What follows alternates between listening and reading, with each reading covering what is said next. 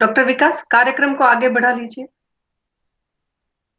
जी, जी धन्यवाद डॉक्टर हेतल। जैसा कि हमारी प्रथा है, मुख्य वक्ता के व्याख्यान से पहले वैद्य विरल भाई शाह हमें एकल द्रव्य की जानकारी देते हैं। तो आज वैद्य विरल भाई शाह से अनुरोध है कि वो एकल द्रव्य की जानकारी जो आप देना चाहते हैं, कृपया डॉक्टर विरल भाई शाह। वैद्य विरल भाई हाँ शाह जी। नमस्कार। हाँ नमस्कार जी, नमस्ते आवाज भाई साहब। सुनाई देती है? हाँ हाँ नमस्कार। जी भाई साहब। हाँ हाँ जी। नमस्कार। हाँ जी। हाँ नमस्ते। सभी वैदगण, सभी अध्यापक गण, माननीय बलदेव जी और सभी अध्यापक गण और विद्यार्थी मित्रों। और आज सततारा नक्षत्र है और वो राहु देव का नक्षत्र है। आज वनस्पति को तोड़ना नहीं चाहिए। फिर भी ये सतारा नक्षत्र राहु देव का नक्षत्र फिर भी कई लोगों के लिए ये फायदे कारक भी होता है। अ, आज शुक्रवार भी है, कई लोग अपनी कुल देवी को भी अपना कुछ मिठाई बनाकर उसका भोग लगाते हैं, संतुष्ट प्रसन्न करने की कोशिश करते हैं। अभी 3 बजने के बाद अमावस चालू हो गई थी। अमावस को पत्र पुष्प वनस्पति तोड़ना नहीं चाहिए, शास्त्रों में खास लिखा गया है। और उसके लिए इसमें ऐसा लिखा गया कि पाप होता है, कष्ट होता है, ऐसा लिखा गया। लेकिन अमावस के दिन तोड़ने से चंद्र का बल कम होता है। अमावस के दिन, उस दिन तोड़ने से वनस्पतियों में एक्टिव प्रिंसिपल्स कम हो जाती है, उसकी पोटेंसी कम हो जाती है। तो आज नहीं तोड़ना चाहिए। अमावस और अमावस के आसपास के थोड़े दिन में नहीं तोड़नी चाहिए। अमावस को अभिघातक सोत, अभिघातक व्याधि होती है तो कष्टदायी दुखदायी होती है। और इसलिए मजदूर लोग अपना काम बंद करते हैं, कंस्ट्रक्शन वाले अपना काम बंद करते हैं, कारपेंटर्स लोग भी अपना काम बंद करते हैं। आज चोट लगती है तो व्रण रोपण उसका कष्टदायी होता है। अमावस में उसको सर्पदंश होता है तो भी वो कष्टदायी होता है।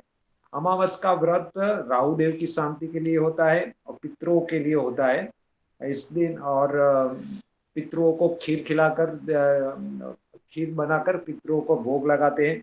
और डायबिटीज वालों के लिए अमावस का व्रत बहुत फायदा करता है। अमावस के दिन जितना हो सके इतना भूखा रहे। और 12 घंटा 24 घंटा एक बार टाइम ना खाए, 2 टाइम ना खाए, जितनी अपनी कैपेसिटी के अनुसार वो फायदा करता है। और लास्ट टाइम तज के लिए बताया गया था कि तज में एक चीज और है कि उसमें ऑयल ऑफ सिनेमन होता है, वॉलेटाइल ऑयल होता है, सिनेरिक एसिड होता है, इसमें स्टार्च डाल होता है। तज का बाह्य प्रयोग भी बताया गया है। मैंने इतना बाह्य प्रयोग तज का नहीं उपयोग किया, तज का बाह्य प्रयोग इतना उपयोग नहीं किया है, मानो बिल्कुल नहीं किया। लेकिन तज के बाह्य प्रयोग बताया गया है शास्त्रों में। तो गांठ तोड़ने के लिए यौवन पीड़िका में उपयोगी है। ये तो क्लेबिया में भी कुछ एक्सटर्नल यूज के लिए लिखा गया है शास्त्रों में, और हमारी कई द्रव्य गुण की किताबों में लिखा गया है। और लेकिन उसका जो उष्ण तीक्ष्ण गुण है उसको कम करने के लिए उसमें दारू हल्दी और घी मिलाकर उसका प्रयोग कर सकते हैं। अच्छा, उसका प्रयोग, तज का प्रयोग जितना उष्ण तीक्ष्ण प्रयोग है, जैसे बल्ला तक उष्ण तीक्ष्ण प्रयोग है, उसके बाद की कैटेगरी में ये आता है। तो उसका प्रयोग अकेले नहीं करना चाहिए, उसको शक्कर मिलाकर करना चाहिए। या मैंने लास्ट टाइम बताया था कि आंवला, अच्छी तरह का आंवला है, उसमें से बनाया गया पिंगल कृष्णप्राश, आंवला का मुरब्बा जैसा, या शक्कर कम के साथ करना चाहिए। कल का दिन की भी बहुत महत्व का था। कल शिवरात्रि का दिन था। शिवरात्रि के दिन भी शिवलिंग को पानी चढ़ाते तो राहु केतु की शांति उतना कष्टदायी नहीं देता है। कल वनस्पति का भी प्रचार था। कल काफी लोगों ने शक्करकंद खाया था, ये स्वीट पोटेटो खाया था। तो ये शक्करकंद का आजकल बहुत प्रयोग है और उसके बहुत फॉरेन में भी बहुत रिसर्च हो रहा है। शक्करकंद के माध्यम से तज का प्रयोग करना चाहिए कि तज इतना उष्ण तीक्ष्ण है, इससे कहीं हमारे जीआई ट्रैक में अल्सरेशन ना हो। इसलिए मॉडर्न में ऐसे कोई एंटीकोगुलेंट ड्रग दिए जाते हैं, एस्प्रिन, क्लोपिडोग्रेल, एटोरोस्टेटिन, तो उसमें ऐसी बात नहीं की जाती। तो एक बिल्कुल आपको नई तरह की बात बताई गई, क्योंकि इस तरह से पिंगल कृष्णप्राश से या शक्करकंद से या शक्कर मिलाकर उसका प्रयोग करना चाहिए।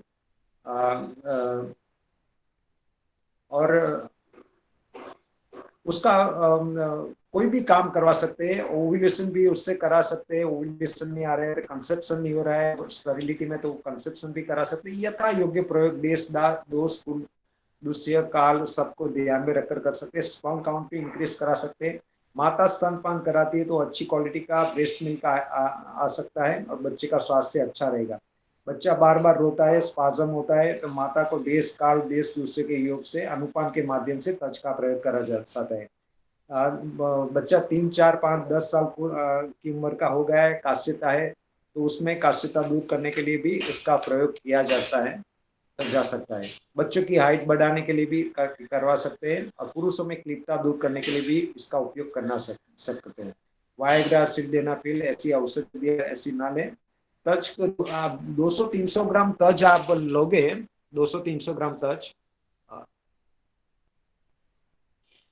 200 300 ग्राम तज लोगे तो उसमें से सारी तज काम में नहीं आएगी।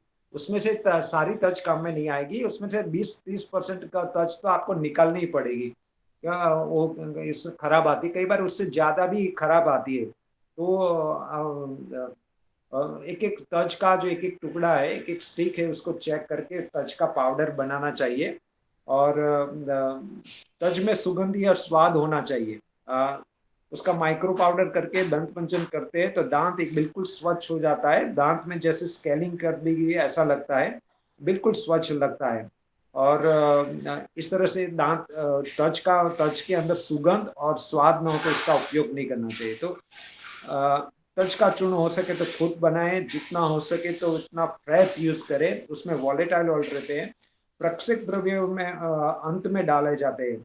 जैसे कढ़ी बनाते तो कढ़ी में लविंग डालना है तो लास्ट में कढ़ी डाली जाती है, क्योंकि उसमें वॉलेटाइल ऑयल, कढ़ी बनाने की प्रक्रिया शुरू हुई तो उसमें पहले से ही लविंग नहीं डाला जाता है। ऐसे ही च्यवनप्राश बनाओ, आंवला का मुरब्बा बनाओ तो उसमें पहले से ही तज और इला नहीं डाला जाता, पूरा बन जाता है, 10 15 दिन का प्रयोग प्रोसेस पूरा हो जाता है, बाद में ये सब डाला जाता है। अ, और अच्छा, और आम जनता से रिक्वेस्ट है कि खुद उसका प्रयोग ना करें। आयुर्वेदिक उस दवाइयों की सचमुच में साइड इफेक्ट होती है, यथायोग्य उपयोग करना चाहिए। खुद प्रयोग नहीं करना चाहिए। खुद प्रयोग करने से प्रकृति में भी भारी नुकसान होता है। ऑनलाइन कभी मंगाया नहीं, आयुर्वेदिक मेडिकल स्टोर से कभी भी ना लें। जो वैद्य आसपास में खुद बनाते उसी से ले और उसी की देखभाल में उसका प्रयोग करें। ऐसा ही एक सुगंधित द्रव्य इला है। इला बहुत प्रसिद्ध द्रव्य है। इला आप लोग जानते हैं, तो इला में बहुत सुगंधी रहती है। इला आप लोग जानते ही, उसमें तो कोई बेशक नहीं है। तो इला भी श्वास का सही में उपयोगी है, ऐसा स्वास्थ्य में शास्त्रों में बताया गया। एंटी ट्यूबरकुलोसिस एक्टिविटी की बात उसमें भी बताई गई है। अंजन में भी इला का उपयोग बताया गया, तिमिर में उसका उपयोग है, मूत्रकुच में आम्ल के रस के साथ बताया गया है, मूत्रकुच में दही के पानी के साथ उपयोग बताया गया है। और एला और पिपली चूर्ण का घी के साथ हृदय रोग में उपयोग किया गया है।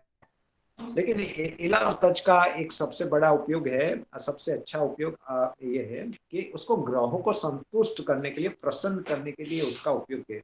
हर एक आदमी को सफलता चाहिए, स्थावर जंगम मिलकर चाहिए, संतान सुख अच्छा चाहिए, अच्छी मैरिज लाइफ चाहिए और जीवन में मानसिक प्रसन्नता चाहिए। कई लोगों की कुंडली में काल सर्प योग होता है, चंडाल योग होता है, गुरु राहु का चंडाल योग कई बार साथ में होता है, आमने सामने होता है, शनि चंद्र का विष योग होता है, मंगल राहु का रक्त दृष्टि योग होता है। कई बार राहु मीन राशि में या धन राशि में का कुछ अलग खराब जगह में पड़ता रहता है, तो उसमें बहुत तकलीफ होता है। तो द्रव्य से ग्रहों को, पितरों को, देवताओं को, कुल देवी को संतुष्ट प्रसन्न किया जाता है। तो उसमें ये एला और तज दोनों उपयोगी है। लास्ट टाइम भी मैंने थोड़ी बताने की कोशिश की थी। तो हर एक दिन का 9 ग्रहों को 7 दिन में संतुष्ट पुष्ट किया जाता है, तो उसमें अंत में एला और तज का प्रयोग किया जाता है। तो रोज का हर एक द्रव्य, हर एक ग्रह, हर एक दिन का अलग अलग सामग्री बनाई जाती है। जैसे पहले सबसे पहले रविवार आता है, तो रविवार के दिन गेहूं की सामग्री बनाई जाती है। गेहूं का दलिया बनाया जाता है, गेहूं का सीरा बनाया जाता है, गेहूं और अरहर की दाल मिक्स करके जैसे पूरण बनाते हैं, ऐसे ऐसी मिठाई बनाई जाती है। शर्करा में बनाई जाती है, गुड़ में बनाई जाती है। बनने के बाद उसमें तज और एला डाला जाता है और उसको भगवान विष्णु को भोग धराते हैं और सूर्य भगवान को धराते हैं और थोड़ा सा गाय को खिलाते हैं। इस तरह से सूर्य भगवान को संतुष्ट किया जाता है। जो सोमवार का दिन होता है तो उसमें चावल की मिठाई बनाई जाती है। इस चावल को दूध में पकाकर खीर बनाई जाती है। चावल को पका दिया, फिर उसमें गेहूं का आटा मिलाकर फिर उसकी मिठाई बनाई जाती है। तो उसमें भी लास्ट में तज और इला डाला जाता है। इस तरह से चंद्र को पुष्ट करने की कोशिश किया जाता है उसमें। और मंगलवार के दिन गेहूं की गेहूं में गुड़ डालकर सीरा बनाया जाता है, दलिया बनाया जाता है। उसमें भी तज और इला डाला जाता है। और उसमें सबसे पहले भगवान गणेश जी को, विष्णु भगवान को, सभी देवताओं को भोग लगाकर अंत में मंगल भगवान को दिया जाता है और गाय को खिलाया जाता है। इस तरह से मंगल भगवान को पुष्ट किया जाता है। बुधवार के दिन दो सामग्री बनाई जाती है, एक बुध भगवान के लिए, एक राहु भगवान के लिए। तो बुध भगवान के लिए पहले गेहूं का आटा को घी और तेल में सेकते हैं, फिर उसमें से पकी हुई मूंग की दाल डालते हैं और उसका मूंग की दाल का सीरा जैसा बनाया जाता है। ऐसी मिठाई बनाई जाती है, तो उसमें भी तज और एला डाला जाता है। और इस सामग्री को भगवान विष्णु को और भगवान बुद्ध को उसको भोग लगाते हैं। और जो काले तिल होते हैं, काले तिल को की सामग्री उसको तिल और तिल के तेल और घी में सेकते हैं और उसको शर्करा की चाशनी में डालकर उसका तिल के लड्डू बनाए जाते हैं। उसमें भी तज और एला डाला जाता है। वो भी भगवान विष्णु को, राहु भगवान को भोग लगाते हैं और थोड़ा सा गाय को खिलाते हैं। और बृहस्पतिवार को चने की दाल होती है, चने की दाल को पका देते हैं, चने की दाल को। और पकी हुई चने की दाल को पहले गेहूं का आटे को सेकते हैं घी में या तेल में, और उसमें पकी हुई चने की दाल डालकर फिर उसकी सामग्री बनाई जाती है। उसमें शर्करा डाला जाता है या गुड़ डाला जाता है। तो अंत में तज और इला डाला जाता है और इसको भगवान विष्णु को भोग लगाया जाता है, थोड़ा बृहस्पति भगवान को, थोड़े से गाय को खिलाया जाता है। और जैसे राहु के लिए हम काले तिल की सामग्री बनाते हैं, ऐसे केतु के लिए बनाते हैं। शुक्रवार के दिन कोई सामग्री बनाते हैं, जैसे गेहूं के आटे की सामग्री बनाते हैं या चावल की खीर बनाया जाती है, उसमें भी तज और एला डाला जाता है। और शनिवार के दिन उड़द की दाल की सामग्री बनाती है। तो सबसे पहले उड़द की दाल को पकाया जाता है, उसमें फिर सबसे पहले तेल और घी में गेहूं के आटे को थोड़ा सा सेकते हैं, उसमें पकी उड़द की दाल डालते हैं, फिर उसमें से उसका सीरा जैसा बन जाता है उसकी, और उसमें तज और एला डालकर उनकी सामग्री बनाई जाती है। और ये भगवान विष्णु को, शनि देवता को भोग लगाई जाती है और गाय को खिलाई जाती है। इस तरह से 9 द्रव्य को संतुष्ट करते हैं। क्योंकि कई बार नंग भी पहनते हैं, कई व्रत उपवास करते हैं, मंत्र जाप करते हैं, बाद में अंत में ये आप करते हैं तो आपको बहुत फायदा है। कोई भी आदमी, और बिल्कुल मिनिमम 4 पैसे से ये आप कर सकते हैं और इससे बहुत फायदा रहता है। द्रव्य से पुष्ट करने की बात होती है। और आने वाले दिनों में 15 दिन के बाद पूनम आएगी, तो फागुन का महीना आएगा, उसमें पूनम आएगी तो होली का त्यौहार आएगा। तो होली का त्यौहार वैद्यों के लिए बहुत फायदा कारक है। ट्रेडिशनल आयुर्वेदिक थेरेपी में होली का त्यौहार बहुत फायदा करता है। ये जो अग्निदेव का बहुत महत्व है, हमारे इंटरनल जठराग्नि का बहुत महत्व है। जैसे शांति अग्नि ब्रियते युक्ते चिरंजीवी अनामा योगी सात विकृते मूलम अग्नि तस्वा निरुच्यते आयु वर्ण बल उत्साह उपचय प्रभा तेजो अग्नि प्राण सुप्त अग्नि हेतु का। यानी सब कुछ वाइटल ऑर्गन सभी हमारे लीवर, किडनी, हार्ट, सब कुछ, सभी वाइटल ऑर्गन्स हमारे जठराग्नि के कारण कार्य करते हैं। तो जठराग्नि का बहुत महत्व है। माता के गर्भ में भी 2 बिंदु से बना हुआ गर्भ का बच्चे का विकास होता है, वो भी जठराग्नि की प्रक्रियाओं से होता है। बाहर भी कोई भी चीज बनती है, कोई भी फैक्ट्री में कोई बर्तन बनते हैं, कोई भी चीज बनती है, तो उसमें अग्निदेव का कारण होता है। तो अग्निदेव का स्वास्थ्य में बहुत प्रभाव रहता है।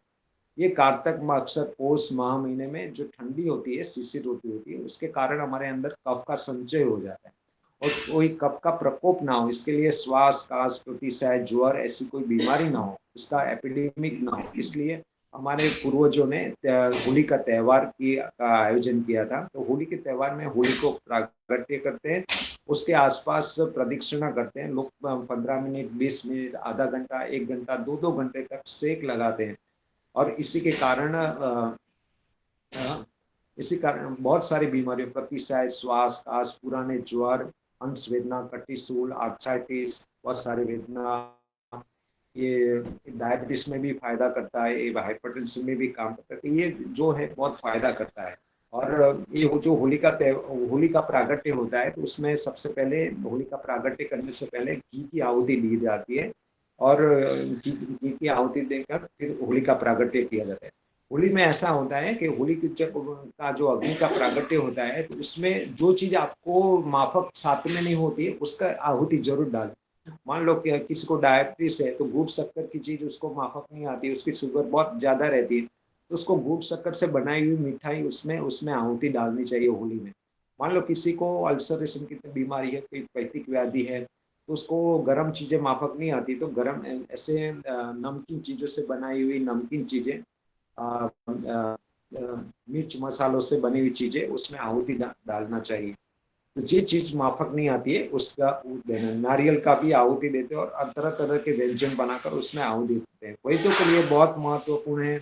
आ, और इसमें ये अभी जो कोरोना की व्याधि चल रही है, तो इस तरह से बैक्टीरिया वायरस को दूर करने के लिए भी बहुत फायदा है। ऐसा माना जाता है कि 67 डिग्री टेम्परेचर में कोरोना दूर होता है। तो ये 100 सेंटीग्रेड से भी ज़्यादा उसमें तापमान रहता है, तो लोग आधा घंटा, 1 घंटा, 2 घंटे तक शरीर को तपाते हैं, तो उसमें से बैक्टीरिया वायरस बिल्कुल उसका ग्रोथ आप रुकवा सकते हैं, उसको नष्ट कर सकते हैं। तो आप 1 दिन का भी कर सकते हैं, 2 दिन, 3 दिन और 5 दिन, 7 दिन, अनुकूलता के अनुसार। अलग अलग प्रकार के इंस्टीट्यूट, जैसे आपकी जयपुर की इंस्टीट्यूट है, हमारे बलदेव भाई की यूनिवर्सिटी, तो वहाँ पे इस तरह से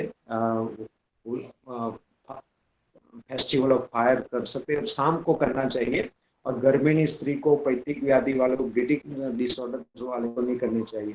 तो अभी जैसे कोरोना अभी गया नहीं है, कोरोना अभी चल रहा है, कई राज्यों में केसेस बढ़ रहे हैं, तो ये जो फायर थेरेपी है, होली का त्यौहार है, उसका बहुत अच्छा उपाय है। तो होली के त्यौहार में हम 15 मिनट, 20 मिनट, 1 घंटा, 2 घंटा यथाशक्ति भूखे पेट अपने शरीर को तपाते हैं शाम को। इससे हमारे शरीर में जो बैक्टीरिया वायरस है उसको दूर करने के लिए बहुत फायदा करता है, और ऐसी इस तरह की एपिडेमिक में बहुत फायदा है। तो एक अग्नि, आज मैंने कोई ऐसे एक्स्ट्रा कोई वनस्पति का नाम नहीं, लेकिन अग्नि भी एक द्रव्य है, तो अग्नि के बारे में मैंने इस तरह से बताया। धन्यवाद। किसी को कोई क्वेश्चन हो तो जरूर पूछना, और पिछले हफ्तों में जो भी द्रव्य बताए गए, तो उसमें से भी किसी ने कोई प्रयोग किया है तो जरूर बताइए। धन्यवाद। हाँ, नमस्कार विरल भाई। विरल भाई, अभी डॉक्टर अनामिका ज्वाइन नहीं कर पा रहे हैं, तो उस दिन है ना जौ का हम बार्ली है ना जौ सुन नहीं पाए थे। अगर जैसे जौ अभी आपने 1-2 सेंटेंस बोला था और ही वो खत्म हो गया था, मीन्स हम यहाँ इधर से सुन नहीं पाए थे, क्योंकि डॉक्टर हाँ तो कोई अनामिका बात नहीं। कोशिश कर रही है मगर जुड़ नहीं पा रहे हाँ एक्चुअली इसमें। हाँ, तो कोई बात नहीं, जौ की थोड़ी बात करें। तो हाँ जी। अभी क्या है कि जौ में अभी ये नमकीन स्टोर्स बहुत खुले हैं। जैसे मैं अहमदाबाद में देख रहा हूँ, ये नमकीन बहुत नमस्कार खाखरा मैम। वालों के। हाँ जी, अनामिका जी ने ज्वाइन किया। हेलो। नमस्कार मैम, बस 2 मिनट दीजिए मैम, 2 मिनट ज्वाइन करती हूँ। अच्छा अच्छा, ठीक है, तब तक विरल भाई जस्ट बोल रहे हैं। हाँ टू जी, मिनट हाँ हाँ, कोई बात नहीं, 2-3 मिनट में आराम से आ जाओ, तब तक विरल भाई संभाल रहे हैं। जी जी। थैंक अच्छा, तो यू ये थैंक यू अभी मैम। मैं देख रहा हूँ कि जैसे अहमदाबाद में बहुत सारी नमकीन दुकान, फलाना खाखरा वाला, फलाना खाखरा वाला, ये सब देख रहे हैं। तो ये जौ को जैसे चावल में से ममरा बनाया जाता है, ऐसे जौ का भी ममरा बनाकर लोग बेच रहे हैं। ये ये भी अभी चालू हुआ। उसके पैकेट 200-250 ग्राम का, 500 ग्राम का पैकेट बनाकर लोग बेच रहे हैं। इस तरह से दुकानों में मिल रहा है, तो ये भी जौ का उपयोग है। बाकी तो जौ का के बारे में तो हमारे शास्त्रों में स्पष्ट लिखा गया है कि ये जौ रुक्षण द्रव्य, ये रुक्ष द्रव्य है, संतुष्ट कर, अग्निकर है, रुक्ष द्रव्य फिर भी ये अग्निकर है। और ये ल्यूकोडर्मा, ये विटिलिगो, ये जहाँ पे हमारे पिगमेंटेशन चला गया है, तो उसको वापस करने के लिए भी ये जौ बहुत काफी अच्छा उपयोगी है। जौ पर अभी परवल की सीजन आएगी, तो जौ, परवल और मूंग का प्रयोग करना चाहिए साथ में ज्यादा से ज्यादा। तो ये पिगमेंटेशन लाने के लिए उपयोगी है। वजन कम करने के लिए भी ये जौ बहुत अच्छा उपयोगी। तो जौ में क्या है कि जौ को आप लाइए, उसको तपा दीजिए और उसको साफ करिए, और उसका जो आप मिक्सर है, तो मिक्सर में क्रश कर दीजिए, और फिर उसको छान लीजिए। तो नीचे उसका आटा निकलेगा, और ऊपर उसका दलिया आएगा। तो दलिया पकाकर भी उसका यूज कर सकते हैं। और जौ का आटा है, 17% जौ का आटा और 20-30% इसमें गेहूं का आटा मिलाओ, शुद्ध गाय का घी मिलाकर उसकी रोटी चपाटी बनाकर उसको खा सकते हैं। तो ये डायबिटीज में वजन कम करने के लिए और पुरानी श्वास खांसी है तो इसमें ऐसी बीमारी में बहुत उपयोगी है। और भी आप प्रसूति विज्ञान में उस तरह बहन ने बताया था कि स्त्री रोगों में भी ये जौ उपयोगी है, इस तरह का बताया था। तो ये मैं देखा था। और ज़्यादातर मेरे वजन कम करने वाले लोग और डायबिटीज के लोग जिस तरह से जौ की रोटी बनाकर खाते हैं तो इससे उनको अच्छा रहता है। और जौ का आप दलिया बनाकर भी खा सकते हैं। और मैंने अभी बताया कि नहीं, उससे लोग जौ का ममरा जैसा रोस्टेड जौ भी बाजार में बिकता है, वो भी लोग खाते हैं।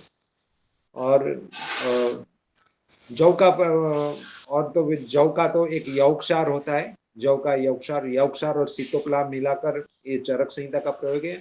और ये यौगक्षार का प्रयोग मैंने माननीय सीपी शुक्ल साहब जी को भी मैंने देखा था। उन्होंने उस यौगक्षार सीतोपलाह का अस्मरी में बहुत अच्छा उपयोग किया था। जिन लोगों का यूरिन एसिडिक आता है उन लोगों की अस्मरी को तोड़ने के लिए उन्होंने यौगक्षार का प्रयोग या सीतोपलाह का उपयोग किया था।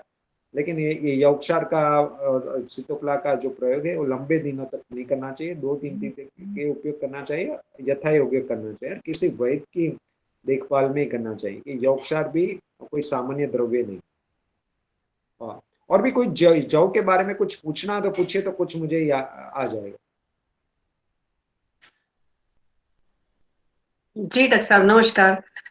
मुझे एक प्रश्न ये था कि भी जैसे जहाँ रसायन सेवन विधि बताई है चरक संहिता चिकित्सा स्थान में, वहाँ हरितक्या नाम चूर्णादि ऐसे करके कुछ चूर्ण 3, 5 या 7 दिन गर्म पानी से लेकर साथ में यव यानी जौ और दुग्ध का भोजन बताया है। तो वो रसायन से पहले किस तरीके से शरीर को प्रिपेयर कुछ पॉजिटिव करता होगा डॉक्टर साहब? अच्छा, रसायन से पहले लेने का? जी जी जी। हाँ, तो वो तो मेरे हिसाब से रूक्षण द्रव्य तो चैनल को वॉश करने से के लिए उसका उपयोग किया होगा। कि जौ के कारण कोई रसायन काम नहीं होता है। रसायन प्रयोग में तो क्या है, नया सेल्स बनाना है तो उसमें चावल, दूध, घी ऐसे आहार द्रव्य से नए सेल्स बनते हैं, उसमें रसायन का गुण मिलता है। लेकिन उससे पहले जो जौ का उपयोग किया गया था, जौ के कारण चैनल वॉश होती होगी, यही होगा। जैसे हमारे जामनगर में पहले हुआ था कि कई लोगों को मूंग खाने से भी वजन की वृद्धि होती थी। तो ये इसमें क्या क्या उसकी जो चैनल है वॉश हो जाती होगी और इसी के कारण उसके वजन का वृद्धि होगी। तो ये रसायन प्रयोग से पहले ये जौ का प्रयोग, जौ तो रूक्षण है, तो कहीं चैनल में कोई स्टिकीनेस है, कोई अभिसंधि पदार्थ है, उसको निकालने के लिए उसका प्रयोग किया। जी जी, धन्यवाद भाई साहब। डॉक्टर विकास, डॉक्टर अनामिका जी ने ज्वाइन कर लिया, आप शुरू करिए। जी जी मैडम जी।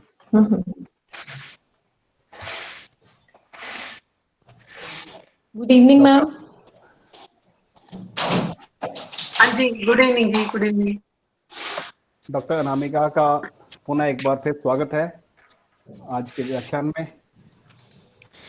डॉक्टर अनामिका अभी एट प्रेजेंट लेक्चरर हैं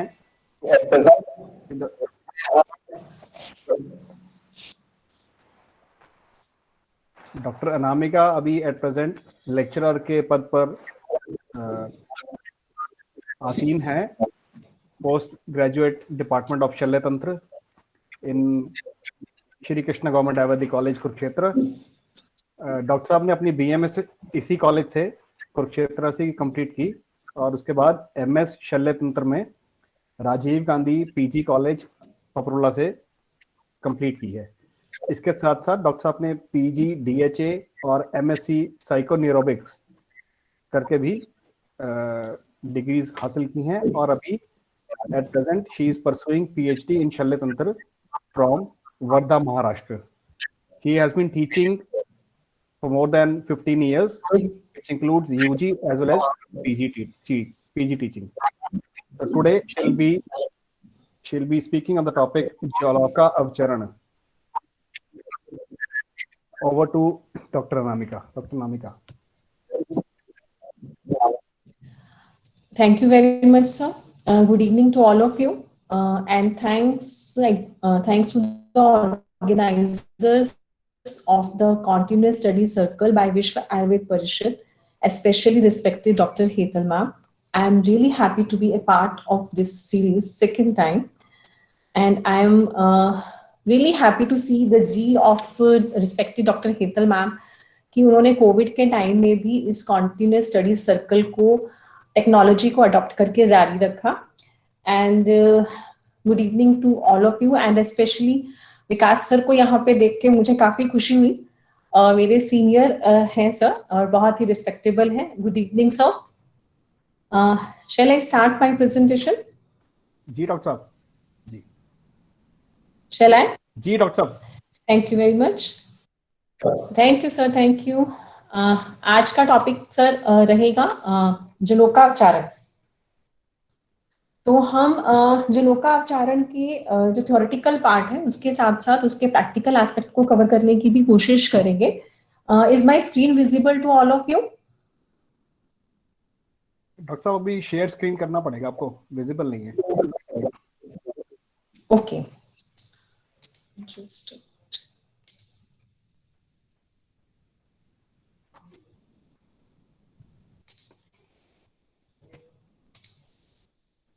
Is it now visible, sir? नहीं डॉक्टर साहब अभी भी नहीं आया. अनामिका जी पहले पीपीटी खोलकर आप नीचे रख लीजिए कंप्यूटर पे, फिर इधर है ना साइड में प्रेजेंट नाउ, वहां से क्लिक करिए. मैम वैसे ही किया जस्ट. अच्छा वैसे ही किया जस्ट, मगर दिख नहीं रहा. हाँ जी. हाँ जी.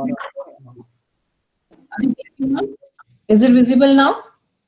नहीं डॉक्टर साहब. ठीक है. हाँ अब आ गई. हाँ जी हो गया जी. ठीक है. नेट का इशू थोड़ा सा चल रहा है आज यहाँ पे ना. चलिए let's start with the topic today, that is jaloka ucharan. What is jaloka उच्चारण?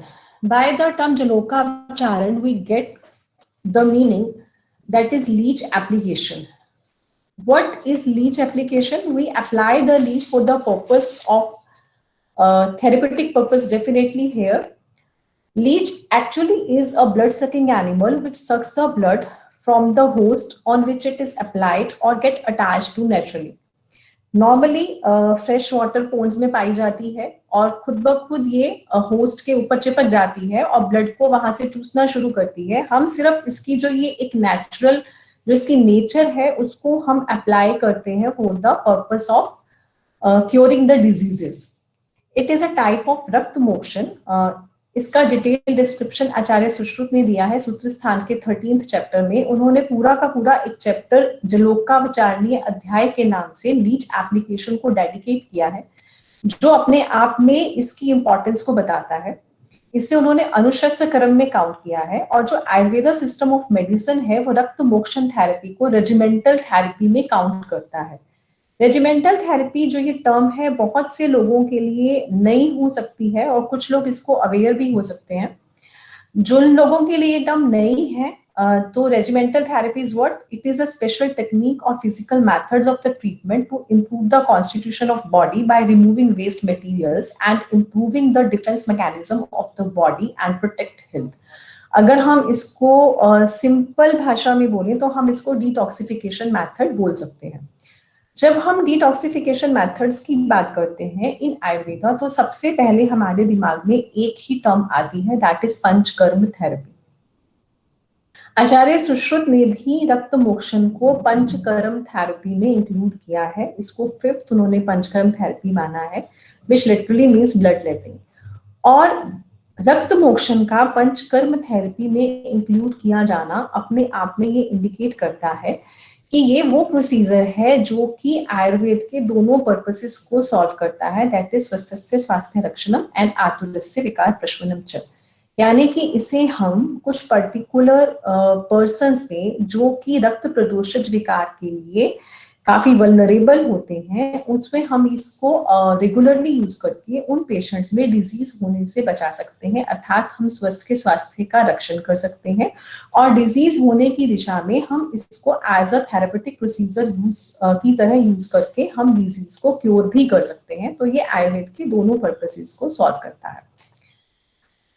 रक्त मोक्षण दो तरह का कहा गया है, शस्त्रकृत और अशस्त्रकृत। शस्त्रकृत यानी कि वह रक्त मोक्षण, वह ब्लड लेटिंग की टेक्निक जहां पर कि हम शार्प इंस्ट्रूमेंट्स का यूज करते हैं और शार्प इंस्ट्रूमेंट्स की हेल्प से हम ब्लड लेटिंग कराते हैं। ये अगेन दो टाइप्स का होता है, सिरावेद एंड प्रच्छान। इसके बारे में आज हम बात नहीं करेंगे।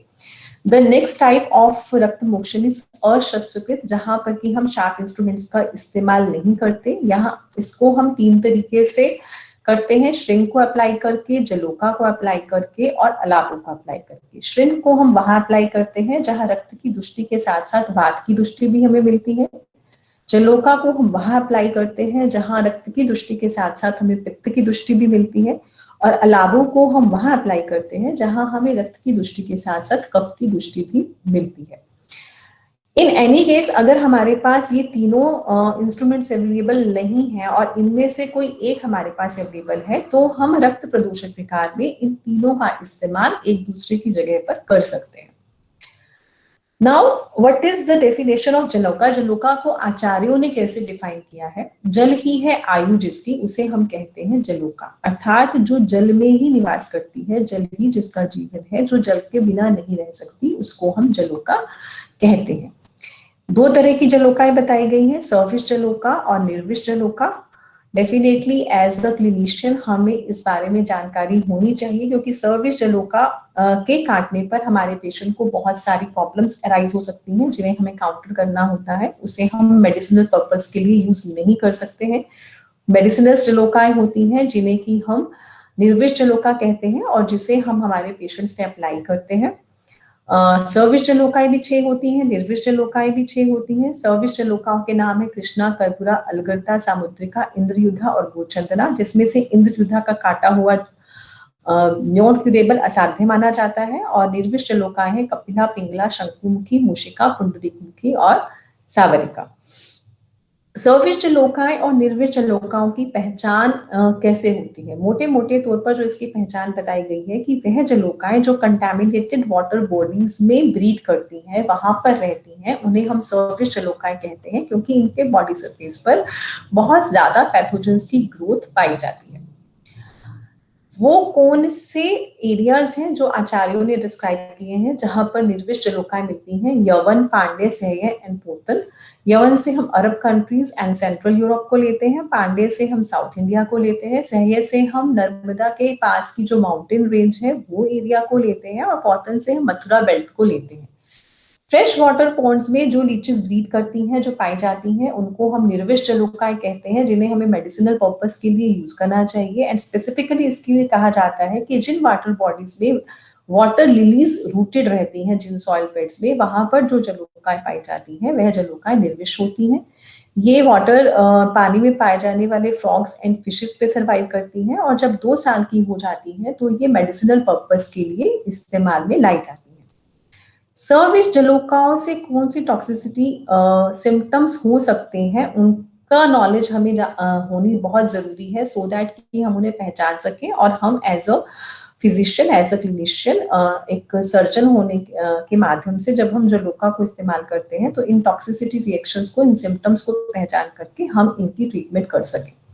These symptoms are inflammation, अतिमात्रा Kandu, excessive itching, मूर्छा, ज्वर, दाह, छर्दी, मद और सदन यानी कि लेथार्जी। जब हम लीच अप्लाई करते हैं तो हम पेशेंट को अगले आधे से 1 घंटे तक कॉन्टिन्यूस मॉनिटरिंग में रखते हैं और हम ये सारे सिम्टम्स को देखते हैं कि हमारे पेशेंट को ये सिम्टम्स तो नहीं आ रहे हैं। अगर ऐसा कोई भी सिम्टम हमारे पेशेंट में आता है on the application of leech, तो सबसे पहले हमें लीच को वहां से निकालना है और फिर इन सब सिम्टम्स की सिम्टोमेटिक ट्रीटमेंट हमें पेशेंट को इमीडिएटली देनी होती है, ब्लड लेटिंग को स्टॉप करके। आचार्यों ने जो इसकी टॉक्सिसिटी की ट्रीटमेंट बताई है, दैट इज उन्होंने एक महागत नाम की मेडिसिन बताई है, जिसका डिटेल डिस्क्रिप्शन उन्होंने कल्प स्थान में सर्पदंष्ट चिकित्सित अध्याय में दिया है, जिसको हमें ओरली भी यूज करना है, हमें लोकली भी अप्लाई करना है जहां पर हमने लीच को अप्लाई किया है, और हमें नस्से के रूप में भी इसको देना है। अब बात आती है कि लीच अप्लाई हमने करनी कहाँ है। लीच एप्लीकेशन किया जाता है रक्त मोक्षण के लिए। यह रक्त मोक्षण का एक प्रकार है, और रक्त मोक्षण किया जाता है रक्त प्रदोषज विकारों में।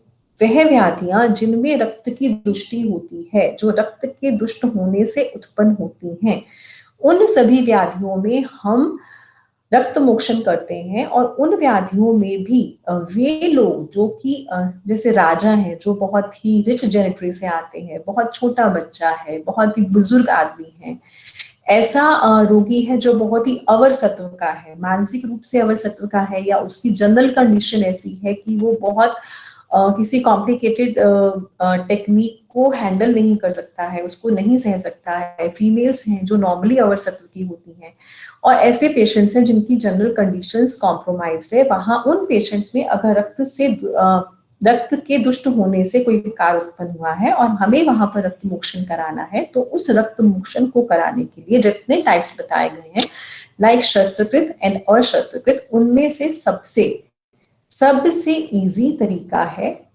Leach application, blood letting by the leech application. इसलिए आचार्यों ने इसे परम सुकुमार टाइप ऑफ ब्लड लेटिंग कहा है, जिसमें मिनिमम ऑफ कॉम्प्लिकेशंस होती हैं, और जो इन सभी पेशेंट्स में बहुत इजीली जिसे हम अप्लाई कर सकते हैं। इसकी इंडिकेशन है कि जहां पर रक्त की दुष्टि के साथ पित्त की दुष्टि हो, वहां पर हमें लीच एप्लीकेशन करनी चाहिए। लेकिन जैसे मैंने पहले बोला कि अगर हमारे पास श्रिंग या अलाबों की अवेलेबिलिटी नहीं है, तो हम उन विकारों में भी जलोका को अप्लाई कर सकते हैं। या अगर हमारे पास जलोका की अवेलेबिलिटी नहीं है और हमारे पास श्रिंग या अलाबों की अवेलेबिलिटी है, तो हम उन विकारों में भी श्रिंग और अलाबों का इस्तेमाल भी कर सकते हैं।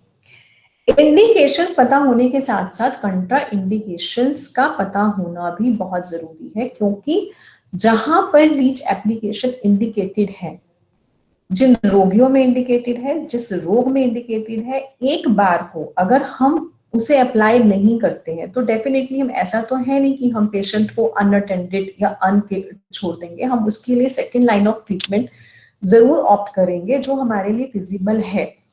लेकिन जहां पर ये कंट्रा इंडिकेटेड है, वहां पर अगर हम लीच अप्लाई करते हैं तो हम बहुत सारी कॉम्प्लिकेशंस को अराइज कर सकते हैं। लाइक कहाँ कहाँ कंट्रा इंडिकेटेड है? Oedema all over the body, सर्वांग शोफ। सर्वांग शोफ इंडिकेट करता है कि पेशेंट के मल्टीपल ऑर्गन सिस्टम्स इन्वॉल्व हो गए हैं। ऐसी कंडीशन में हमें लीच अप्लाई नहीं करना है। पांडु एनीमिया है, ब्लीडिंग हेमरॉइड्स है, उदर रोग है, एसाइटिस, टीबी का पेशेंट है, प्रेगनेंसी है, एब्सोल्यूट हीमोफिलिया है, ल्यूकीमिया है, बीटीसीटी पेशेंट का रेज्ड है, उसे ब्लीडिंग डिसऑर्डर्स है, तो वहां पर हमें लीच को अप्लाई नहीं करना है। लीच अप्लाई हमें करना है रक्त मोक्षण के लिए, करना है हमें रक्त प्रदोषज विकारों में।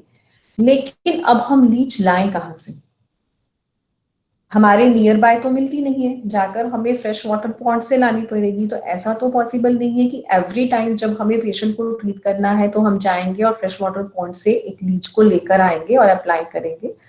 आचार्यों ने भी जो एक कंप्लीट डिटेल डिस्क्रिप्शन दिया है कि लीच को आपने ऐसे घड़े में रखना है, उस घड़े को आपने इतने दिन पर चेंज करना है, उस पानी को आपने इतने दिन पर चेंज करना है, लीच को आपने खाने के लिए ये देना है, ये डिटेल डिस्क्रिप्शन इंडिकेट करता है कि आचार्य भी बोलते हैं कि अगर आपको मेडिसिनल लीचेस का यूज करना है ऑन द पेशेंट्स, तो आप लीच को कल्टीवेट कीजिए इन योर सुपरविजन।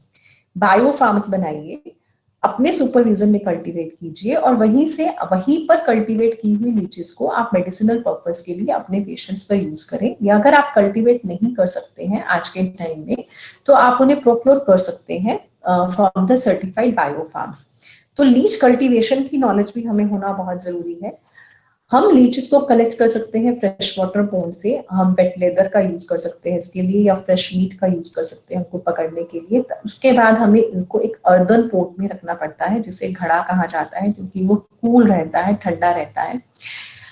हमें इस घड़े को भरना है फ्रेश स्टराइल वाटर से, मेनली ये नॉन क्लोरीनेटेड वाटर होना चाहिए, क्योंकि लीचेस जो होती हैं वो केमिकल्स के लिए बहुत सेंसिटिव होती हैं, वो क्लोरीन को सहन नहीं कर पाती हैं और क्लोरीनेटेड वाटर में मर जाती हैं। लेकिन अब आप लोग कहेंगे कि जो टैप वाटर आता है हमारे घरों में वो नॉर्मली क्लोरीनेटेड आता है, तो हम अब ये पानी कहाँ से लाएं? नॉर्मल जो टैप वाटर हमारे घर में आता है, अगर इसे हम 48 आवर्स के लिए सेटल होने देते हैं तो ये डीक्लोरीनेटेड हो जाता है, और ऑलरेडी क्योंकि ये क्लोरीनेटेड हुआ होता है तो it is as good as the sterile water. और आप इसको बॉईल करके भी, अगर आप 20 मिनट्स के लिए इस पानी को बॉईल कर देते हैं तो भी इसकी क्लोरीन जो गैस है वो निकल जाती है और ये डीक्लोरीनेटेड हो जाता है। बट डेफिनेटली लीच के कल्टीवेशन के लिए पहले आपको इंश्योर करना होगा ये बॉइल्ड वाटर को आप रूम टेम्परेचर पर लेकर आएंगे, तभी आप इसको यूज कर सकते हैं। स्टराइल वाटर हम क्यों यूज करते हैं? To prevent the bacterial growth over its surface.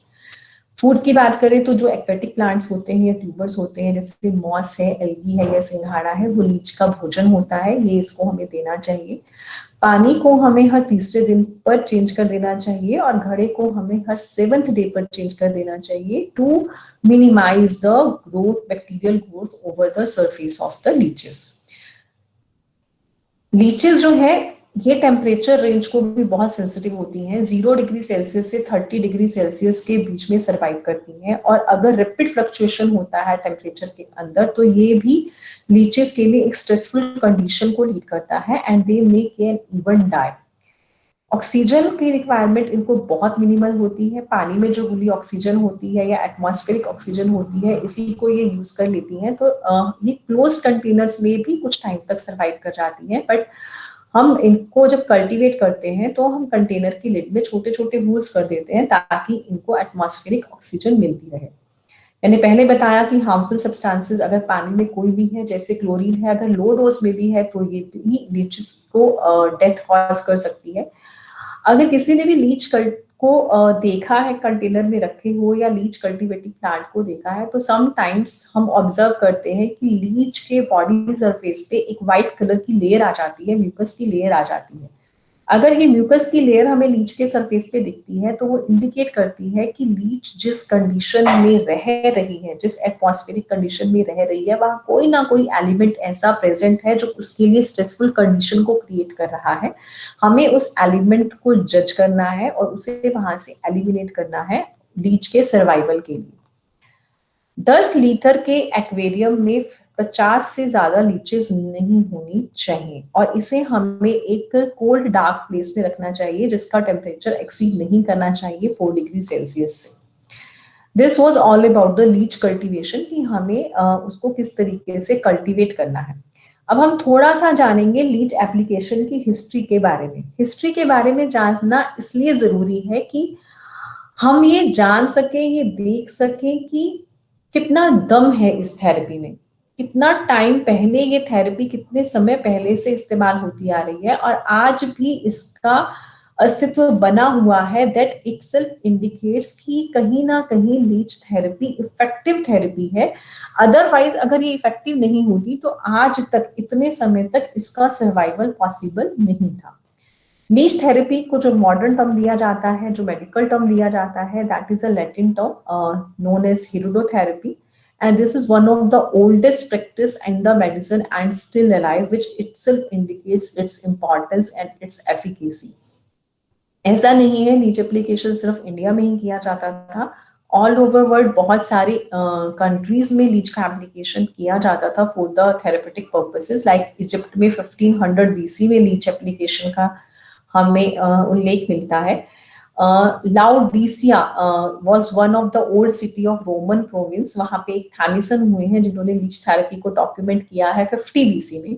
Greek and Roman writings में 50 AD में हमें लीच थेरेपी का यूज मिलता है। कॉलोफन के एक निकेंडर हुए हैं 200 to 130 BC में, ग्रीक फिजिशियन हुए हैं who was probably the first medical practitioner, जैसा कि कुछ लिटरेचर्स कहते हैं, जिन्होंने लीचेस को यूज किया थेरेपेटिक पर्पस के लिए। ग्रीस में, चाइना में, इंडिया में, प्री कोलंबिया अमेरिका में लीच का यूज बहुत होता था मेडिसिनल पर्पस के लिए। एंड मैंने पहले जैसे बोला, आचार्य सुश्रुत ने पूरा का पूरा चैप्टर जलोकावचारणी अध्याय के नाम से इसको डेडिकेट किया है।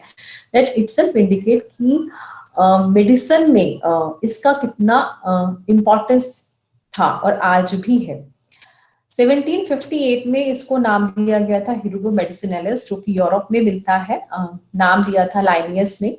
और मेजर इवेंट मॉडर्न इरा में जो हुआ था, that was discovery by JB Haycraft, who was professor in the King's college Birmingham in 1884। उन्होंने ये डिस्कवरी किया कि लीच के सलाइवा में एक ऐसा सब्सटेंस होता है जो ब्लड को कोएगुलेट करने से प्रिवेंट करता है, जिसको बाद में हिरुडिन नाम दिया गया बाय जैकबी।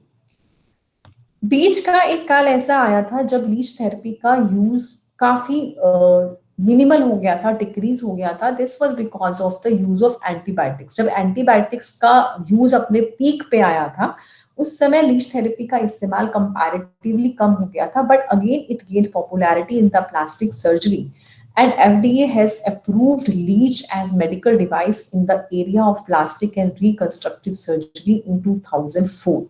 इसको मेडिकल डिवाइस के तौर पे अप्रूवल मिला हुआ है बाय FDA। और इंडिया में जो लीच मिलती है जिसे हम मेडिकल पर्पस के लिए यूज करते हैं, दैट इज हिरुडिनेरिया ग्रैनुलोसा। अब बात करते हैं कि हमें लीच को अप्लाई कैसे करना है। हमने देखा कि लीच एप्लीकेशन है क्या, उसको हमने कहाँ यूज करना है, यूज करने के लिए लीचेस को हमने कैसे कल्टीवेट करना है, और उन्हीं लीचेस को हमने हमारे पेशेंट्स में यूज करना है।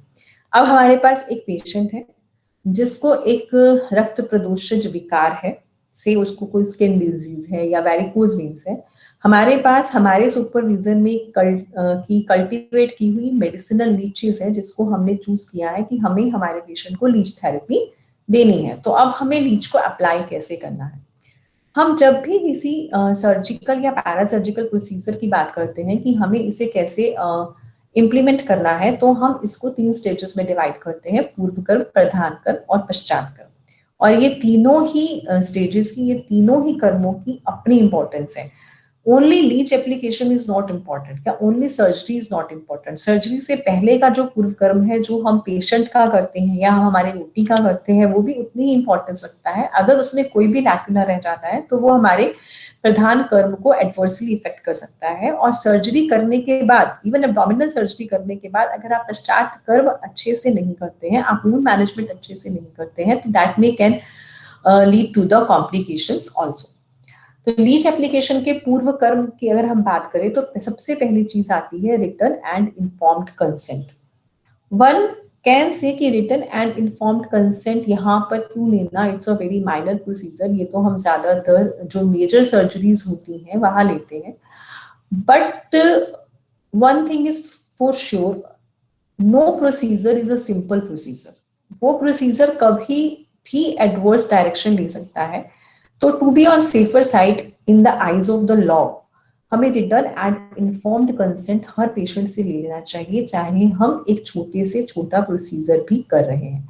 तो यहाँ पर रिटन एंड इन्फॉर्म्ड कंसेंट से हमारा मतलब है कि हमें पेशेंट को पूरा प्रोसीजर एक्सप्लेन करना है कि क्यों हमने as a therapeutic measure patient के लिए इस प्रोसीजर को चूज किया, उससे उसे क्या फायदा हो सकता है, क्या नुकसान हो सकता है, उसके पास और क्या क्या अल्टरनेटिव्स अवेलेबल हो सकते हैं। थेरेपी को चूज करने का अधिकार टोटली पेशेंट का है। उसके प्रोज एंड कोन्स उसे हमें बता रहे हैं। अगर वो इस थेरेपी को चूज करता है तो एक रिटन फॉर्मेट होता है जिसमें लिखा होता है कि हमने उसे इस थेरेपी के pros and cons completely explain कर दिए हैं और पेशेंट अग्री है, वो अपनी चॉइस से ये थेरेपी को अडॉप्ट करना चाहता है। और उस पे पेशेंट के साइन होते हैं, उसके एक अटेंडेंट के साइन होते हैं, which is known as the written and inform. Written and inform मतलब पेशेंट को पूरा इन्फॉर्म किया और उस इंफॉर्मेशन को हमने रिटन फॉर्मेट में लिया और उस पर हमने पेशेंट की कंसेंट ली। हर पेशेंट के लिए हम एक सेपरेट लीच को यूज करते हैं। एक पेशेंट पर यूज की गई लीच को हम दूसरे पेशेंट पर यूज नहीं करते हैं। इसके लिए जब भी हमने एक पेशेंट के लिए लीचेस को चूज किया तो हम उसे एक सेपरेट कंटेनर में रखते हैं और उस कंटेनर को हम लेबल कर देते हैं, जिसके ऊपर पेशेंट का नाम, उसका ओपीडी नंबर, उसका आईपीडी नंबर, उसका एज, हर चीज इंडिकेटेड होती है और वो सिर्फ उसी पेशेंट के लिए डेडिकेटेड रहती है। इसके बाद आता है preparation of the patient. Preparation of the patient में उसका मेंटल प्रिपरेशन भी आता है और उसका फिजिकल प्रिपरेशन भी आता है। मेंटल प्रिपरेशन में काउंसलिंग आता है और फिजिकल प्रिपरेशन में कुछ इन्वेस्टिगेशंस आते हैं जो हमने कंट्रा इंडिकेशंस देखी उनको रूल आउट करने के लिए रिक्वायर्ड होते हैं, और अगर कहीं पर इन्वेस्टिगेशन में कोई ऐसा पैरामीटर आता है जो कि हम करेक्ट कर सकते हैं तो हम उसे करेक्ट करते हैं और पेशेंट को कंप्लीटली फिट करते हैं अपने प्रोसीजर के लिए। उसके बाद बात आती है हमारे इंस्ट्रूमेंट्स की, कि जो जो हमें इंस्ट्रूमेंट्स रिक्वायर्ड हैं हमारे प्रोसीजर के लिए हम उनको प्रिपेयर करके रखते हैं, देखते हैं कि वो सभी अपनी जगह पर हैं और प्रिपेयर्ड है। लाइक हम एक कट शीट लेते हैं जो स्टेराइल होती है, गॉज पीसीज है, किडनी ट्रे है, टर्मरिक पाउडर है, डिस्टिल वाटर है, स्टेराइल नीडल है, सिरिंज है, बीपी ऑपरेटस है, स्टेथोस्कोप है और इमरजेंसी ड्रग्स है। इनको हम रेडी करके रखते हैं। उसके बाद बारी आती है प्रधान कर्म की। प्रधान कर्म में सबसे पहले हम पार्ट को सिलेक्ट करते हैं डिजीज के अकॉर्डिंग जहां पर हमें लीच को अप्लाई करना है, और फिर हम उस पार्ट को प्रिपेयर करते हैं। इसकी प्रिपरेशन में आप लोगों ने अगर ओटी देखा होगा, बहुत से लोगों ने देखा होगा, तो ओटी में जब भी हम किसी ऑपरेटिव फील्ड को प्रिपेयर करते हैं तो we use betadine, savolone and spirit in a particular manner, but we don't use any kind of chemical here to prepare the local part, क्योंकि इनमें से कोई भी केमिकल अगर हम यहाँ यूज करते हैं तो लीच उसकी स्मेल से उस लोकल साइट पर अप्लाई ही नहीं होती है, उसको पकड़ती ही नहीं है। तो यहाँ पर हम लोकल पार्ट की प्रिपरेशन के लिए उसे सिर्फ स्टेराइल वाटर से वॉश करते हैं और स्टेराइल गॉज से हम इसको ड्राई कर लेते हैं। टेक्स्ट कहती है मिट्टी या सूखा गोबर हमें यहाँ अप्लाई करना चाहिए, बट प्रैक्टिकली आज की डेट में हम ये नहीं करते हैं। उसके बाद हम लीच को प्रिपेयर करते हैं। लीच को जब हम कल्टीवेट करते हैं किसी एक्वेरियम में या अर्दन पॉट में तो वो स्लगिश भी हो सकती है, तो हमें ब्लड लेटिंग के लिए एक एक्टिव लीच की रिक्वायरमेंट होती है। तो उसकी इस एक्टिविटी को रिगेन करने के लिए हम एक कंटेनर में पानी में थोड़ा सा टर्मरिक मिला देते हैं और उसमें लीच को छोड़ देते हैं। तो हल्दी वाला जो पानी है it's a kind of asepsis also, और ये थोड़ा सा लीच को इरिटेट करता है और वो एक्टिव हो जाती है, उसकी मूवमेंट्स काफी तेज हो जाती हैं। अब हम इसे यहाँ से निकाल के प्लेन वाटर में डाल देते हैं सो दैट कि उसके बॉडी सरफेस के ऊपर जो थोड़ी बहुत हल्दी चिपकी हुई है वो वहां से निकल जाए। अब हम इसे डिजायर्ड साइट पे लगाते हैं, हाथ से पकड़कर हम इसको डिजायर्ड साइट तक ले जाते हैं। मोस्ट ऑफ द टाइम ये भूखी होती है, तो ये क्योंकि ब्लड सकिंग एनिमल है तो ये साइट को खुद ब खुद पकड़ लेती है और ब्लड सकिंग स्टार्ट कर देती है। अगर ऐसा नहीं होता है तो we take the help of a sterile needle. हम लोकल साइट पे स्टेराइल नीडल की हेल्प से छोटा सा पंक्चर करते हैं जिससे वहां से ब्लड यूज होता है, और इस ब्लड की सुगंध से, इसकी खुशबू से उसको पीने की इच्छा से जो लीच है उस साइट को फटाफट पकड़ लेती है और वहां पर चिपक जाती है। चिपकने के लिए और ये किस तरीके से काम करती है, थोड़ा सा हमें इसके लिए लीच का भी नॉलेज होना चाहिए कि एग्जैक्टली ये एनिमल है क्या। इसमें दो सकर्स होते हैं, एक एंटीरियर सकर होता है, एक पोस्टीरियर सकर होता है। एंटीरियर सकर को हम ओरल सकर भी कहते हैं और पोस्टीरियर सकर को हम एनल सकर भी कहते हैं। That helps in the attachment. Oral sucker में जॉज होते हैं, टीथ होते हैं जिनका लीच इस्तेमाल करती है होस्ट को कनेक्ट करने के लिए फीडिंग के पर्पज से। अपने जॉज की हेल्प से वो एक छोटा सा कट बनाती है और कट बनाते ही उसके जो नेफ्रोपोर्स होते हैं वहां से म्यूकस एक्सक्रीट होता है, और ये म्यूकस जो है ये सकर को हेल्प करता है वहां से चिपकने में। और फिर उसकी सलाइवरी सिक्रीशंस निकलते हैं जो एकदम से वुंड्स टाइप पे फ्लश आउट हो जाते हैं, और इन सलाइवरी सिक्रीशंस में मोर देन 100 बायोएक्टिव सब्सटेंसेस होते हैं जिनके वेरियस प्रॉपर्टीज हैं। उनमें से कुछ सब्सटेंसेस एनेस्थेटिक प्रॉपर्टीज की भी होते हैं, जिस वजह से जो लीच बाइट होती है वो पेनलेस होती है।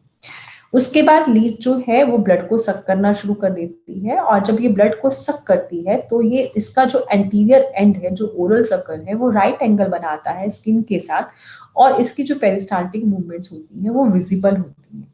ये जो राइट एंगल बनता है इसको आचार्यों ने डिस्क्राइब किया है अश्वखुरवत स्कंद को उठाकर, यानी कि वो अपने कंधों को उठाकर अश्वखुर की शेप ले लेती है और वो ब्लड को पीना शुरू कर देती है, और इसके पोस्टीरियर सकर की हेल्प से ये अडहेर होती है और इसको लीवरेज मिलता है।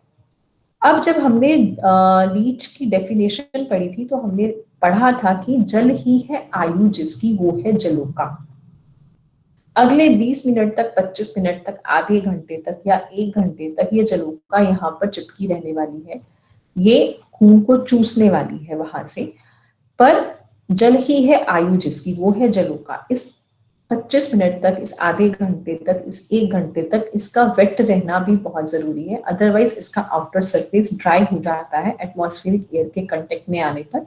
तो इस प्रोसीजर के दौरान, पूरे प्रोसीजर के दौरान इसको वेट रखना होता है, जिसके लिए हम हेल्प लेते हैं एक वेट गॉज पीस की, जिसे हम कॉन्टिन्यूसली पानी से गीला करते रहते हैं थ्रू आउट द प्रोसीजर। और इस पूरे प्रोसीजर के टाइम पर हमारे पेशेंट को हमने ऑब्जर्व करना है फॉर एनी एनाफाइलेक्टिक रिएक्शंस और द सिम्टम्स, जो हमने टॉक्सिसिटी रिएक्शंस पहले देखे थे, सिम्टम्स देखे थे। अगर वैसा कोई भी सिम्टम हमारे पेशेंट में हमें मिलता है तो हमें इमीडिएटली लीच को वहां से हटा लेना है और उन सिम्टम्स को हमने ट्रीट करना है बाय सिम्प्टोमेटिक ट्रीटमेंट।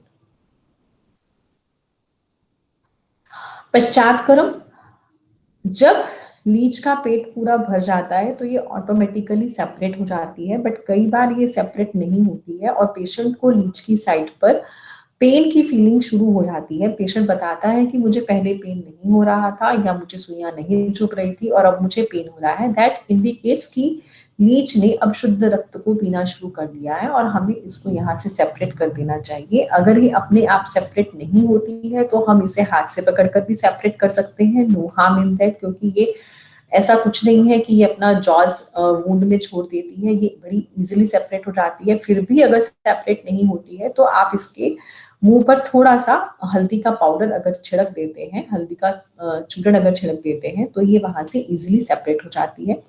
लीच के सेपरेट होने के बाद जो ब्लड का ऊजिंग है वो 48 आवर्स तक हो सकता है, इसे हम स्टॉप करने की कोशिश नहीं करते हैं। अगर इससे ज्यादा प्रोलॉन्ग होता है तो डेफिनेटली, या ज्यादा प्रोलॉन्ग होता है या क्वांटिटी में ज्यादा होता है तो हम रक्त स्कंदन के उपायों से इसको स्टॉप करने की कोशिश करते हैं। अदरवाइज फिर हम वुंड की मैनेजमेंट करते हैं, जो लीच एप्लीकेशन से एक लोकल वुंड बना है उसको मैनेज करते हैं। पश्चातक्रम में एक वुंड मैनेजमेंट आता है और एक मैनेजमेंट ऑफ लीच भी आता है। वुंड मैनेजमेंट में हम हनी को अप्लाई करते हैं, शतधोत घृत को अप्लाई करते हैं और जो थोड़ा बहुत ऊज है उसको हम होने देते हैं। लीचेस की मैनेजमेंट में हम इसे वॉमिट कराते हैं। वॉमिट कराने के लिए हम इसे हल्दी वाले किडनी ट्रे में या पॉट में छोड़ देते हैं और हल्दी के कांटेक्ट में आने पर ये इमीडिएटली वॉमिट करना शुरू करती है। जब इसका सफिशिएंट वॉमिटिंग हो जाता है तो हम इसे प्लेन वाटर में छोड़ देते हैं। प्लेन वाटर में अगर ये अच्छे से एक्टिवली घूमना शुरू करती है, दैट मीन्स कि वो सम्यक मानता है, प्रॉपर वॉमिट उसको हो गया है। अगर वो अभी भी लिथार्जिक है या स्लगिश है, दैट मीन्स कि उसका प्रॉपर वॉमिट नहीं हुआ है, उसे और वॉमिट करवाने की रिक्वायरमेंट है। जलोका को अगर प्रॉपर वॉमिट नहीं कराया जाता तो उसको इंद्रबद्ध नामक व्याधि हो जाती है, इसलिए उसका प्रॉपर वॉमिट कराना रिक्वायर्ड होता है। It can suck 5 to 15 ml of blood और अगले 48 आवर्स में 50 to 150 ml ऑफ जो ब्लड है वो यूज हो सकता है। कुछ की पॉइंट्स हैं, दैट इज यूज 1 लीच पर पेशेंट एंड यूज लीच को हम नॉर्मली वापस से फ्रेश वाटर पॉन्ड्स में भी छोड़ सकते हैं, बट एथिकली जो कि स्टैंडर्ड प्रोसीजर जो एडवाइजेबल है कि यूज लीच को आप 70% अल्कोहल में इमर्स करके उसको किल कर दीजिए और उसको बायो हैजार्ड वेस्ट की तरह ट्रीट कीजिए। हालांकि यहाँ पर बहुत कम ऐसे केसेस डॉक्यूमेंट हैं कि जो लीच है वो एक पर्सन से दूसरे पर्सन में किसी डिजीज को ट्रांसफर कर सकती है, but in the era of AIDS और hepatitis B it is ethical कि हम एक पर्सन पर यूज की हुई लीच को दूसरे पर्सन पर नहीं यूज करें। बहुत ही मिनिमल स्कार यहाँ पर लीच पाइप का बनता है which resembles a Mercedes Benz emblem और वो बहुत जल्दी वैनिश भी हो जाता है। तो लीच थेरेपी कैसे काम करती है?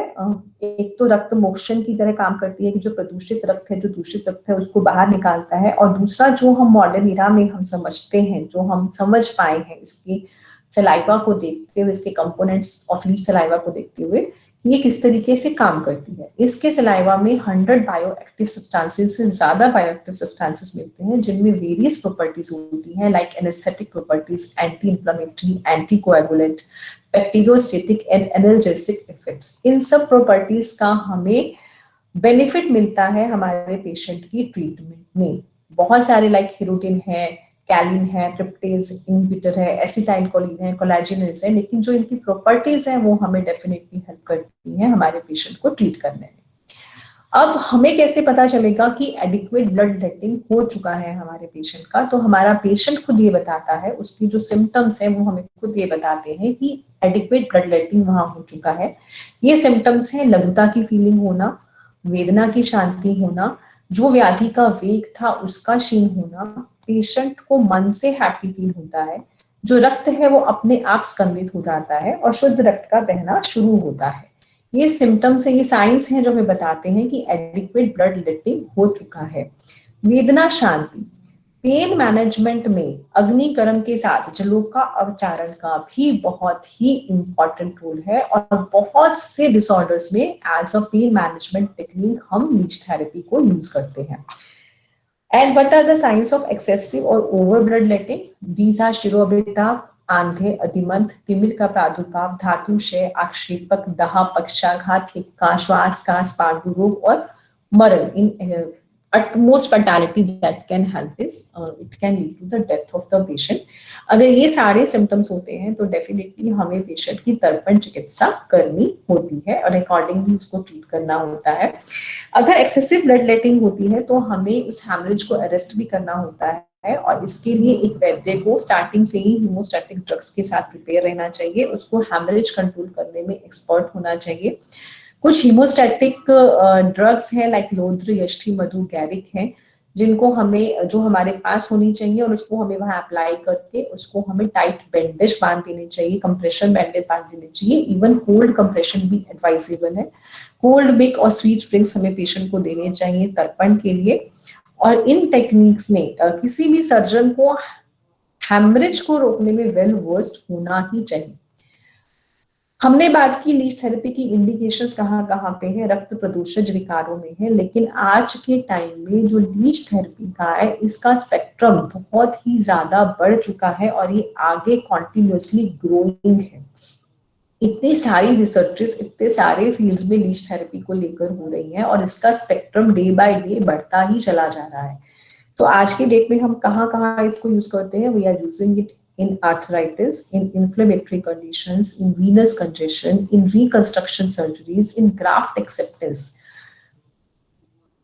स्किन ग्राफ्ट लेना और उस स्किन ग्राफ्ट का एक्सेप्ट होना, these are two different things. Skin graft का एक्सेप्ट होना इस बात पर डिपेंड करता है कि जो उसका बेड है वहां की ब्लड सप्लाई बहुत अच्छी होनी चाहिए और इस ब्लड सप्लाई को इंक्रीज करने के लिए हम लीच थेरेपी का यूज करते हैं जो ग्राफ्ट के एक्सेप्टेंस के चांसेस को बहुत ज्यादा बढ़ा देता है। क्रॉनिक स्किन डिजीजेस में इसका इस्तेमाल होता है, external ear and chronic year infections में होता है, हाइपरटेंसिव पेशेंट्स में होता है। अगर हाइपरटेंसिव पेशेंट्स रूटीन में ब्लड लेटिंग कराते हैं तो उन्हें काफी रिलीफ होता है। वेरिकोज वेन्स में इसका यूज होता है, वुंड हीलिंग में होता है। ऐसे वुंड्स जो कि नॉन हीलिंग होते हैं, जिनमें हीलिंग का हमें कोई भी फीचर नहीं मिलता बिकॉज वहां पे ब्लड सप्लाई कम होता है, उन वुंड्स की हीलिंग कराने के लिए, वहां का ब्लड सप्लाई इंक्रीज कराने के लिए we use leech therapy. We use leech therapy in dental problems, thromboangiitis obliterans के केस में जहां पर गैंग्रीन के वर्ज पे होते हैं टोज, वहां हम लीच थेरेपी को बहुत अच्छे से इस्तेमाल करते हैं। तो lots and lots of researches are going in and lots of work is pending to be done by the Ayurvedic scholars and the faculty. अगर हम मोड ऑफ एक्शन की बात करें तो हमने इन ब्रीफ पहले भी पढ़ा कि ये दो तरीके से काम करता है। एक तो ये ब्लड लेटिंग करता है जिससे ये प्रतिकूल दोषों का शमन करता है जो कि चिकित्सा है, और इसकी जो सलाइवा में प्रेजेंट बायो एक्टिव सब्सटेंसेस हैं उनकी जो प्रॉपर्टीज हैं उसकी वजह से जो ब्लड फ्लो ये फीडिंग साइट पर इंक्रीज करता है, वासोडाइलेटेशन की वजह से, एंडोथेलियल मसल रिलैक्सेशन की वजह से और वास्कुलर परमेबिलिटी को इंक्रीज करके उन सब की वजह से हमारे पेशेंट में रिलीफ हमको मिलता है। These are some cases to depict की लीच थेरेपी कितनी अच्छे से इफेक्टिव होती है। This was a case of cellulitis और इस पे हमने लीच अप्लाई किया है। This was the initial, this was the last और in between का एक स्टेज है inflammatory stage जिसमें इस पेशेंट को काफी रिलीफ मिला है by the leech application. This is a patient girl having acne, a lot of acne on her face which can be troublesome for any girl for the cosmetic purposes, and we applied leech in this patient and it's getting improved day by day. Fungal infection, ये एक patient था जिसने इस अपने infection को treat करने के लिए बहुत समय से जो मॉडर्न मेडिसिन पे था लेकिन उसे रिलीफ नहीं आ रहा था, और लीच अप्लाई करने की सिंगल सिटिंग के बाद ही इस पेशेंट को इसमें रिलीफ आया। ये भी एक स्किन लीजन है जिसमें हमने लीच थेरेपी लगाई थी and patient got relieved. This is a patient of the varicose veins. Varicose veins के बारे में मैं डेफिनेटली एक चीज जरूर कहना चाहूंगी कि हमें विजिबल चेंजेस तो नहीं मिलते हैं जितना भी हमने पेशेंट्स पे किया है, लेकिन पेशेंट को सिम्टम्स में रिलीफ डेफिनेटली मिलता है। तो वेरिकोज वेन्स में भी हम लीच को बहुत अच्छे से अप्लाई कर सकते हैं। That is all about today's lecture. Thank you very much. Thank you, Dr. Anamika. Thank you, sir. It was very informative, concise, yet detailed information which you have provided students. I hope students and all faculty members they'll be benefited by the information you provided. We have one question for you. It's in message. I'll ask. Wait. Priya ji has asked, विष युक्त जलौका की चिकित्सा में नस्से का वर्णन क्यों आया है? आई होप ये क्वेश्चन कुछ अपसाइड डाउन हो गया है। शायद कहीं विष युक्त जलौका की इंडिकेशंस में कि नस्से का किसी स्लाइड में इंडिकेशन मीनिंग से महागद का इस्तेमाल है, ओरल है, लोकल है एंड नस्से की फॉर्म में है। अगर हम टॉक्सिसिटी रिएक्शंस देखें तो जो मद एंड मूर्छा है तो संज्ञा स्थापन के लिए हम नस्से का इस्तेमाल करते हैं।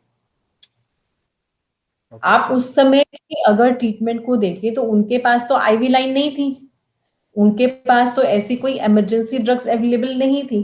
तो अगर पेशेंट को मूर्छा है या भ्रम के ये सिम्टम्स आ रहे हैं तो संज्ञा स्थापन के लिए महागद औषध का इमीडिएट उसका जो रिलीफ देने के लिए उन्होंने उसको नस्से की फॉर्म में, अगर आप ओरल ले रहे हैं, ओरल जो आप ड्रग ले रहे हैं उसको काम करने में थोड़ा वक्त लेता है, अगर हम नस्से की फॉर्म में उसको लेते हैं तो वो इमीडिएटली इफेक्ट करता है। तो ओरल यूज भी करना है, संज्ञा स्थापन के लिए नस्से भी यूज करना है, और क्योंकि लोकल साइट पे सारे टॉक्सिक केमिकल्स हैं तो हमें महागद को लोकली भी अप्लाई करना है। आई होप आपको आंसर मिल गया होगा। ओके फाइन, चलो doctor Anamika thank you very much, आपने अपना time. Thank you very much sir and sorry for the delay, that was a technical hitch. Yes, everybody is having now in Haryana, it's maybe due to this weather, something is okay.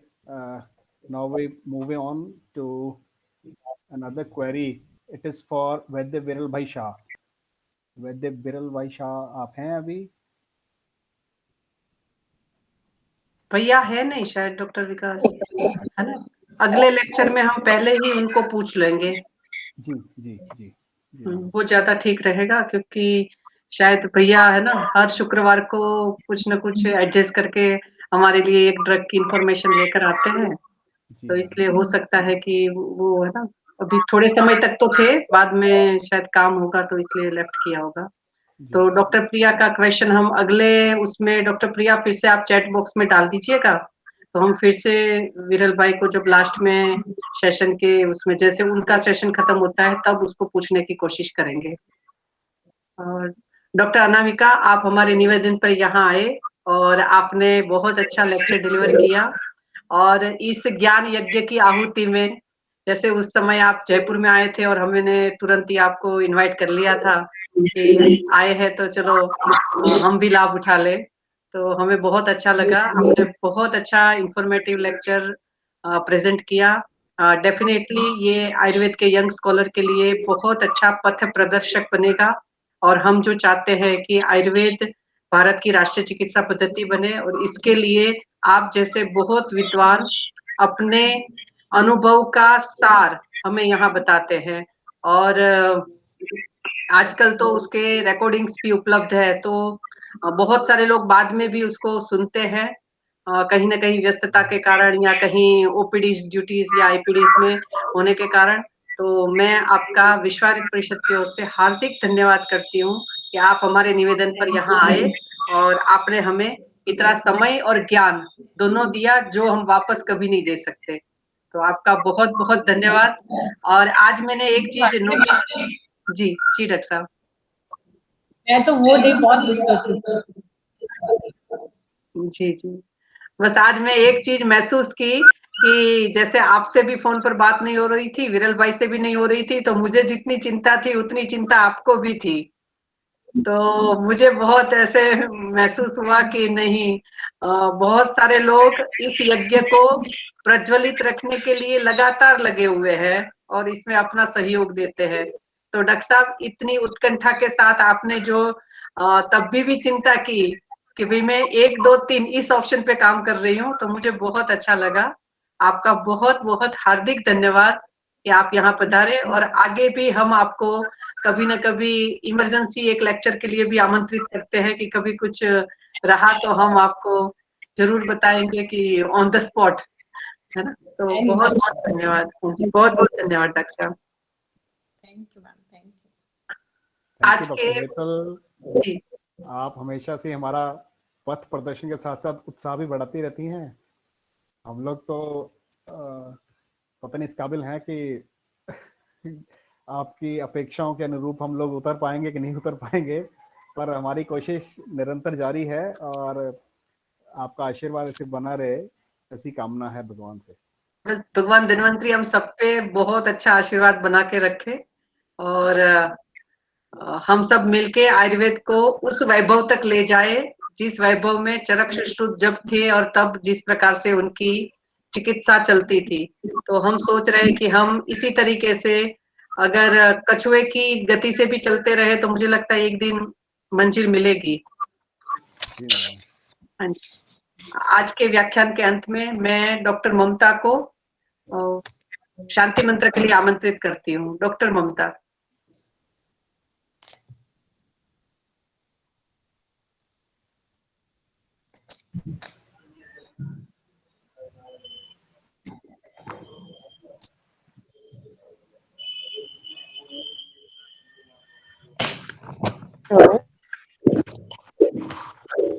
हाँ जी doctor ममता।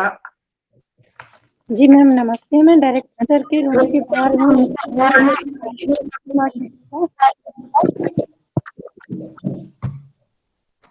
Doctor ममता, आवाज में कुछ disturbance आ रही है voice में।